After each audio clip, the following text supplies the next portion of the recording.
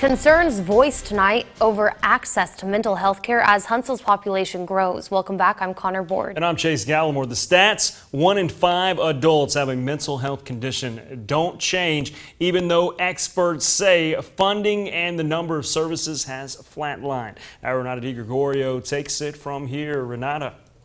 Chase and Connor, before the town hall, Representative Laura Hall told me that she wanted to have it because people were telling her that they couldn't get access to mental health care. During the meeting, this was the story over and over.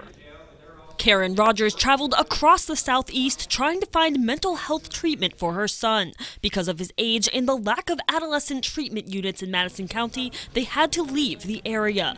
Now they deal with the cost. His medication was very expensive. Out-of-pocket cost was about $1,500 a month. That's with insurance. CEO of Wellstone Behavioral Health, Jeremy Blair, says the largest mental health care providers are jails. He says they have case managers working with people behind bars and therapists in schools working with kids so they don't end up there.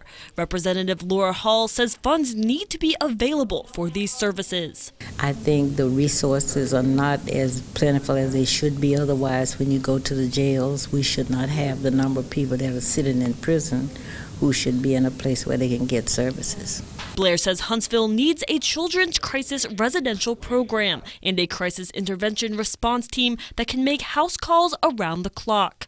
Many people raised their hands at the meeting to ask where specific groups of people could find help.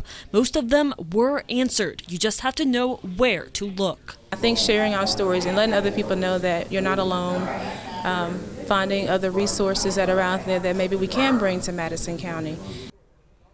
As far as cost, a lot of services work on a sliding scale, but still it can be pretty expensive for a lot of people. Some tell me that they plan to bring this up to their elected officials. Putting the Valley first, Renata DiGregorio, WZDX News.